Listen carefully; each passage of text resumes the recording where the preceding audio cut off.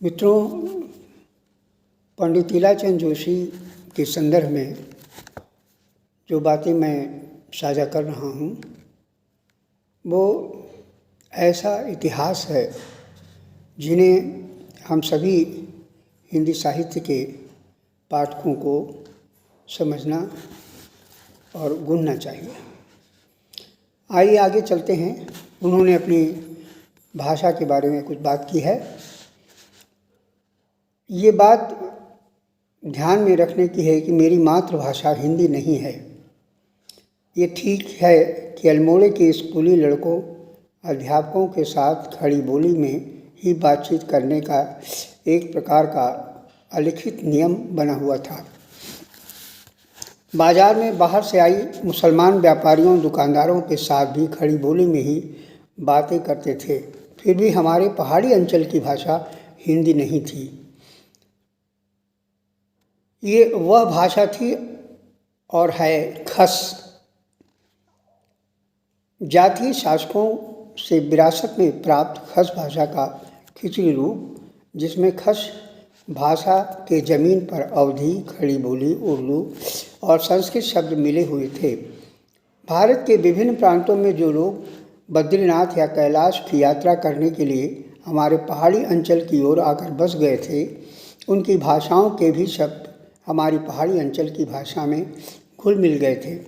ये विचित्र खिचड़ी भाषा की ही मेरी मातृभाषा थी।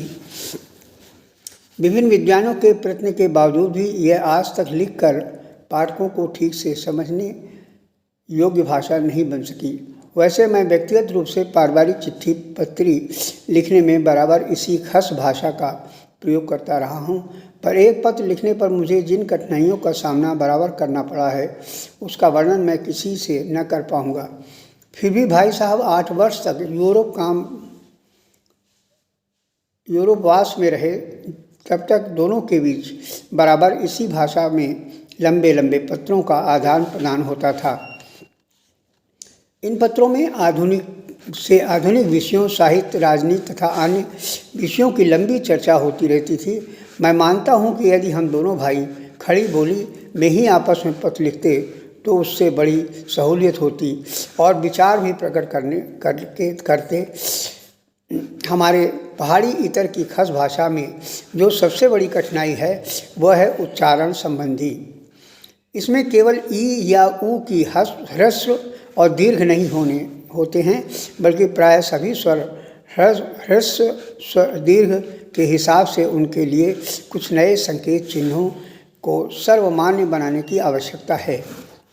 प्रचलित नागरिक लिपि के माध्यम से उन स्वरों को ठीक तरह से व्यंजित कर पाना संभव नहीं है। इसीलिए इस भाषा का कोई वाक्य लिखते समय पग पग पर बाधाओं का सामना करना पड़ता है। प्राय 1 शताब्दी से खड़ी बोली भाषी व्यक्तियों के संपर्क में आने के फलस्वरूप इस आंतरिक भाषा का व्यवहारिक स्वरूप काफ़ी बदल चुका है।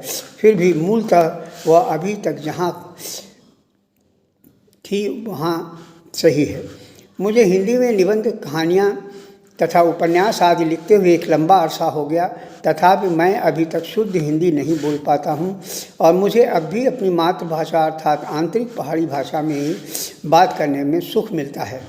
प्रायः 40 वर्ष जब पिछली गर्मियों में 1975 में अपने जन्म स्थान अल्मोड़े में गया, तब वहाँ बाल, वृद्ध, युवा, स्त्री और पुरुष सबसे अपनी मातृभाषा में बात करने में जिस सुख और आत्मीयता का अनुभव हुआ उसका वर्णन नहीं कर सकता। अपनी मातृभाषा के स्वाभाविक प्रेम होने और प्राय जन्म से ही उसी वातावरण में पलने, सोचने, समझने के फलस्वरूप मैं हिंदी के बराबर एक विजातीय के रूप में अनुभव करता रहा हूँ।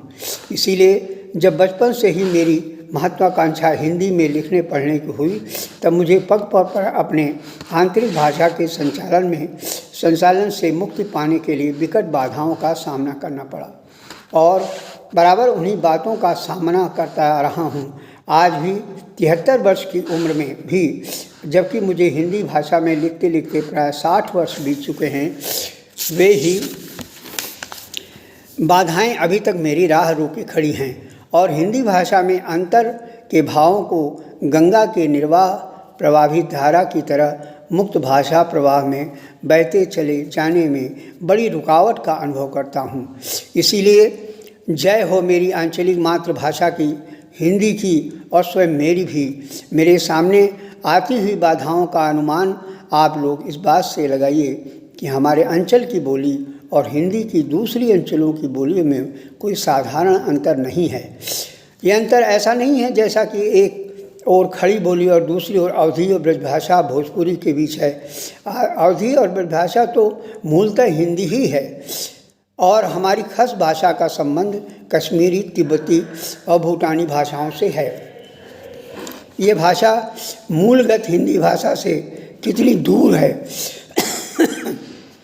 उसका अनुमान इसी बात से ज्ञान किया जा सकता है। इसीलिए हम सब आंतरिक पर्वतीय भाषा कहते हैं। हिंदी की खड़ी बोली के बीच के व्यवधान का अनुमान भी अब आप लोग लगा सकते हैं। अतएव मुझ जैसे परिपूर्ण हिंदी भाषी का हिंदी भाषा के साहित्य क्षेत्र में उतरना इतना ही आश्चर्यजनक है।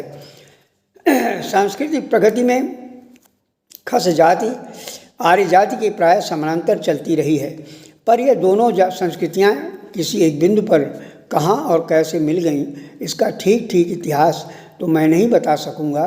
फिर भी इतना कह सकता हूँ कि यह सम्मिलित संस्कृति निश्चित बड़ी विशाल और व्यापक रही होगी।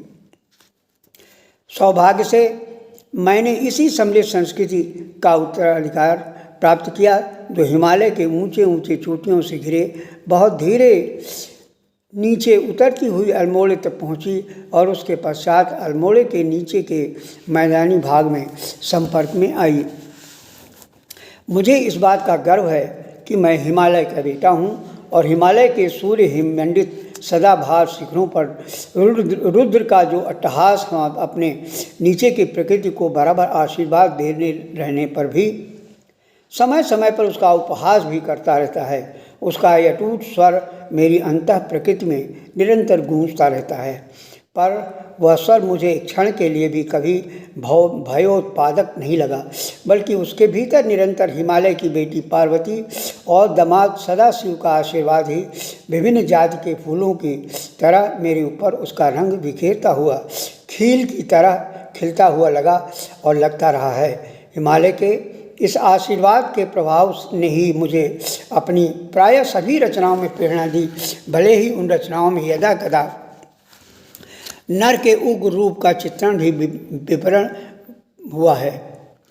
प्रगट नर्क के अंतराल में हिमालय की शुभ्रता अटखेलियाँ करती हुई मुझे दिखाई दी हैं।